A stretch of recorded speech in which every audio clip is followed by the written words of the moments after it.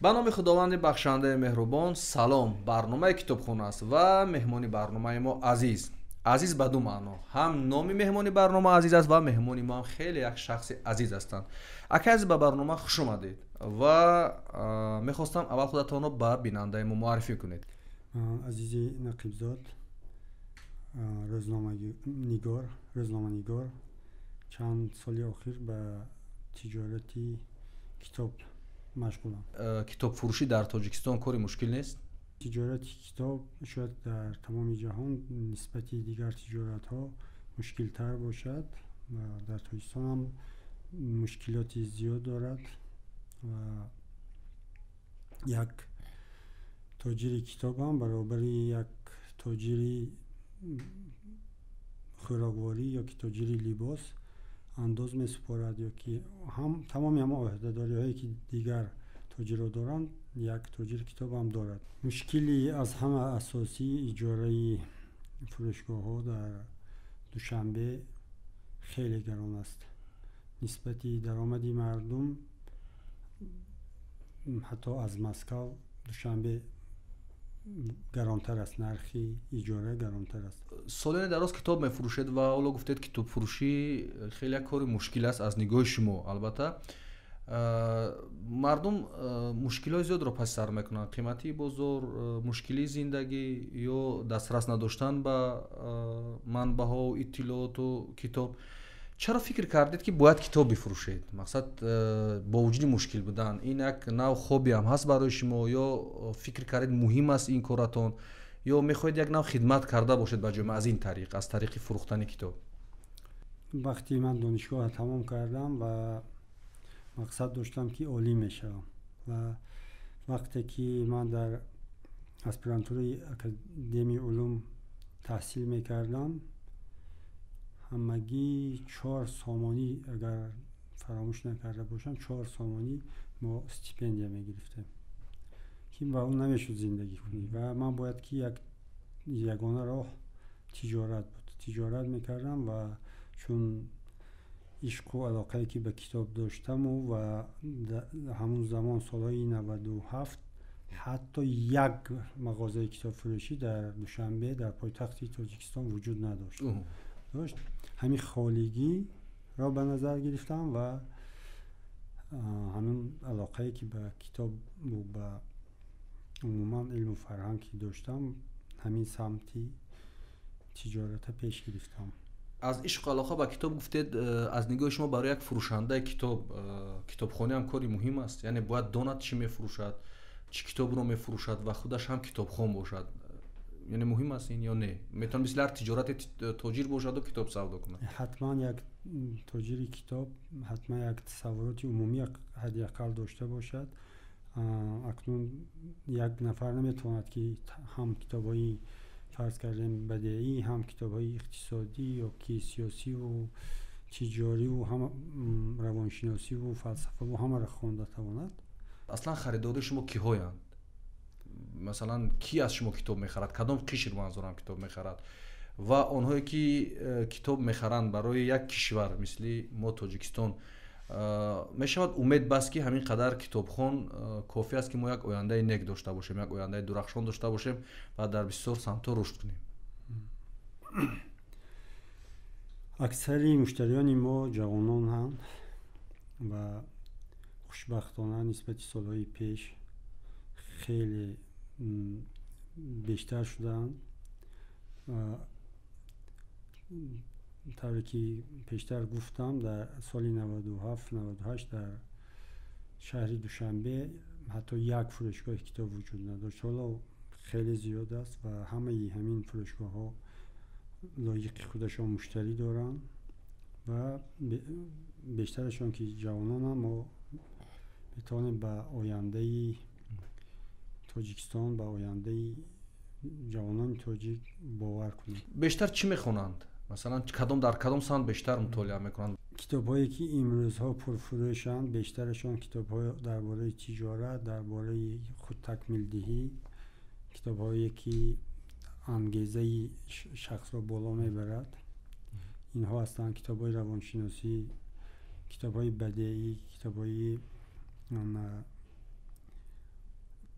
مشهورترین کتاب‌های جهان که به اصطلاح کلاسیک میگویم. بعد از کتاب‌های عصری 21 هم خیلی نویسنده‌ها که حالا در تمام جهان مشهور شدن امروز بچه‌های تاجیک میشناسن، میخرن، میخونن.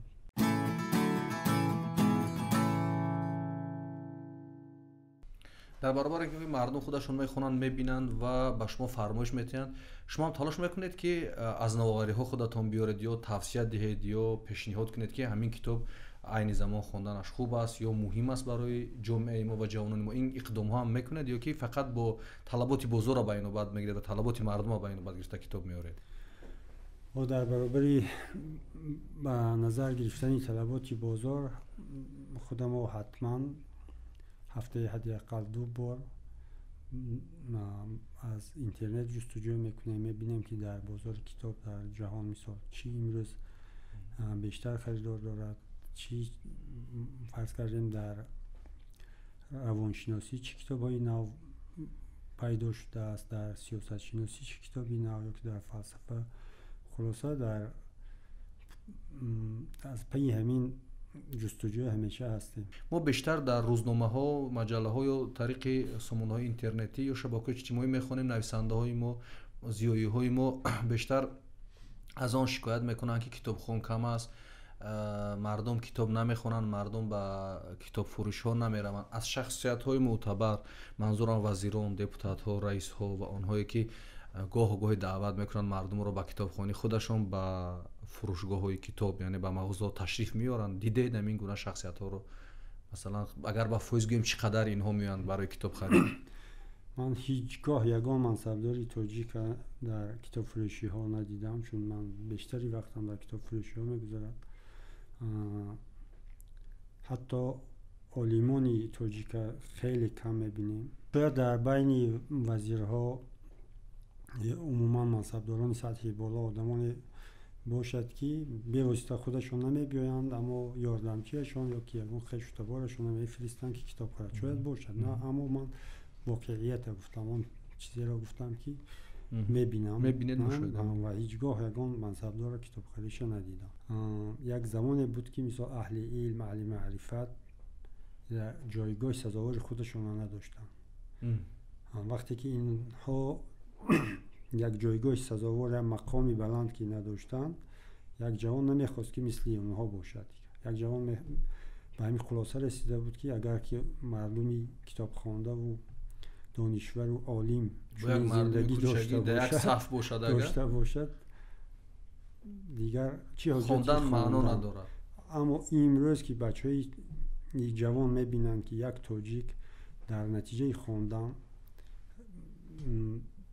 در دانشگاه‌های با نفوذترین جهان مثل هاروارد و مثل آکسفورد تحصیل میکند و به یک مقامی بلند اجتماعی میرسد، این به ویا انگیزه میدهد و اینها هم میخوان که مثل همون جوانان پیشرفته شوند، مثل همون جوانان دانش گیرند و در زندگی مقام و جایگاهی خودشون رو پیدا کنند. خواننده تاجیک مثلا با زبان، اگر یک نفر امروز روسی رو نداند، انگلیسی نداند و حتی خط فارسی خوانده نتواند، ادبیات هست برای این افراد، یعنی به زبان مادری خودشون، به زبان تاجیکی وضعیت در این سمت چه خیلی است؟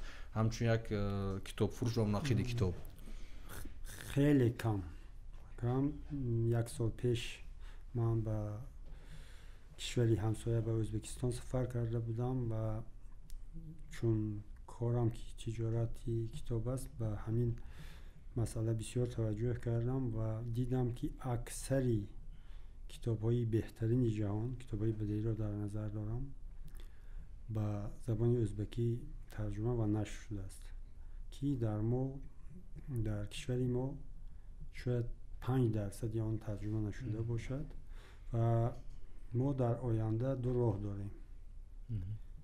تا زمانی که ما از نظر اقتصادی خیلی در یک دولت پرقدرت نشویم، 2 راه داریم: یا یاد گرفتن حروف فارسی یا یک زبان حتما دانستن، زبانی به سطح خوب دانستن زبان انگلیسی یا زبان روسی. ما با این شرایطی که امروز داریم، منظورم وضع اقتصادی، ما نمیتوانیم که اینقدر کتابی که در جهان نشر می شود ترجمه که و با سرعت نشر می شود. ترجمه و نشر کنید. یعنی دعوت شما این است که حتما اونهایی که میخوان بخونن با علم جهان پیوست شون، میخوان کتاب‌های دنیا رو مطالعه کنن و از نوآوری در این سمت آگاهی داشته باشن، حتما باید زبان آشنایی داشته باشن، حداقل خطی نیاگون و خطی فارسی رو نیاگون آموزن که توسط این خط میتوانند از کتاب‌های نشری ایران که تمامی کتاب جهان قریب که در ایران در سرعتی تیزترین نشر میشه. مردم از نرخ کتاب هم شکایت میکنن. مقصد وقتی شما میبینید شکایت میکنن و معمولا چگونه افراد هستن که شکایت میکنن از نرخ کتاب؟ از نرخ کتاب شکایت مردم زیاد میکنن، در شبکه‌های اجتماعی هم شکایت میکنن، اما از حق نگذریم. یگانه مالی که طی 10 سال اخیر نرخش گران نشد همین کتاب باقی مانده است. یک کتابی که 10 سال پیش عرض کردیم 10 سامانی بود هنوز هم 10 سامانی است، یا که 11 12 سامانی شده است، در حالی که نرخ گوشت و آرد و بنزین و همه محصولات 5 برابر و 10 برابر در این 10 سال گران شد. یعنی صراحتا گفتم میتونید که امروز هر خانواده تاجیک میتوند برای فرزندش کتاب بخرد یا برای خودش کتاب بخرد، امکانیت دارد از نگاه شما خریده و خوندن کتاب؟ 100% نتوانم 90% تاجیک قدرتی به فرزندش کتاب خریدن ندارد. اگر خواهش داشته باشد، شما ببینید که هر تاجیک میتواند به فرزندش بازیچه خرد، در شهرها رستوران برد، جایهای دلخوشی و بازی کودکان برد، با خودش ماشین‌های گران خرد، تلفن موبیلی با فرزندش خریده میتواند 4000 سامانی، اما چرا 20 سامانی 15 سامانی کتاب خریده نمیتواند؟ یعنی میتواند قدرت خریداری امکانیت دارم. فقط وظیفه فرهنگیان تاجیک، وظیفه روشنفکران این است که هم عشق کتاب و دل مردم جا کنند.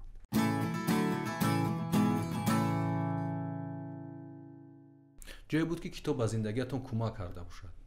یعنی محض کتاب باعث که مشکلی زندگیتون حل کرده باشد و به شما کمک کرده باشد؟ بله، چندین بار. یک بارش نقل میکنم که من خیلی در همین تجارت با قرضداری کلان شدم، البته با معیارهای تاجیکستان، شاید در دیگر کشورها خنده‌آور باشد، یکی از معیارهای تاجیکستان خیلی قرضی بزرگ بود و باز با تجارت کتاب هم خیلی قرض کلان حساب میشد. یعنی که با تجارت کتاب مخصوص در تاجیکستان نمیشود که میلیونر شوی، میلیون کار کردن هیچ امکان ندارد.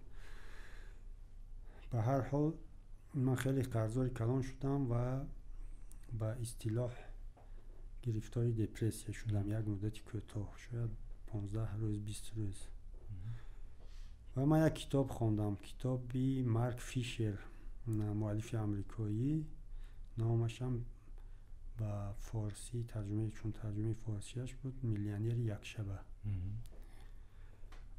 این کتاب از کتابای در مقایسه با کتابایی که درباره تجارت نوشته شده است اونقدر خیلی کتاب خوب هم نیست راستی، اما دو نکته داشت که مرا از همین چاهی دپرسیا برآورد، نجات داد. همین یک جمله‌اش هم عیناً همینطور بود که در حالتایی که مثال در تجارت به شکست روبرو میشوی، فراموش نکن که خدا هست. وقتی من همینجا آمدم دیگر یک روح هم گویا که از نو زنده شد و 2-3 صفحه دیگر گرداندم، اونجا یک جمله دیگر باقی کردم که این جمله رو من دیدم که خیلی از مؤلفان استفاده بکنن در نوشته‌هاشون، خودشان در نوشته‌هاشون استفاده بردن. اون جمله هم عیناً همین خیال بود که همه رویدادهای زندگیت بازتاب اندیشه‌های توست. یعنی که تو همان چیро در زندگیت میبینی که اندیشه میکنی، فکر میکنی. برای همین من گفتم من دیگر اگر فکر کنم که من قرضدار شده به همین چاهی قرض ور شده میگیرم، دیگر همین اگر من گویم که از همین چاه من کار میکنم که برایم میبرم و خدا رو شکر که من برآمدم از همین چاهی قرض. خیلی جمله هایی هست، خیلی حرفایی هست که هر روز میشنویم، هر روز گفتگو میکنیم، سخن میکنیم، ولی قدرت کتاب، اعجاز کتاب، توانایی کتاب همین است. اون جمله رو طرز با ما پیشنهاد میکند و طرز میخونیم که خیلی عمیق در ما اثر میکند. مثلا اینکه هیچ گاه فراموش نکن خدا هست، شاید بارها شنیدیم، ولی وقتی در رفتی کتاب این قدرت کتاب دارد و این چیز است که شهامت کتاب رو، بزرگی کتاب رو یا بزرگی همون نویسنده رو پیشنهاد میکند یا به ما نشان میدهد که کتاب اینگونه اعجاز آفری ها، اینگونه قدرت و توانمندی ها رو دارد. اینجا برنامه ما به انجام میرسد. بار دیگر یادآور میشم که در برنامه بودن عزیز و عزیزی خیلی گرامی.